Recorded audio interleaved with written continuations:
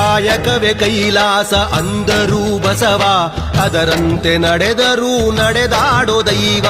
ಕಾಯಕವೇ ಕೈಲಾಸ ಅಂದರು ಬಸವ, ಅದರಂತೆ ನಡೆದರು ನಡೆದಾಡೋ ದೈವ. ಸಿದ್ಧಗಂಗಾ ಕ್ಷೇತ್ರವೇ ಪೂಜ್ಯರ ಉಸಿರು, ಪ್ರತಿ ಕಲ್ಲು ಹೇಳುತ್ತಿವೆ ಬುದ್ಧಿಯ ಹೆಸರು.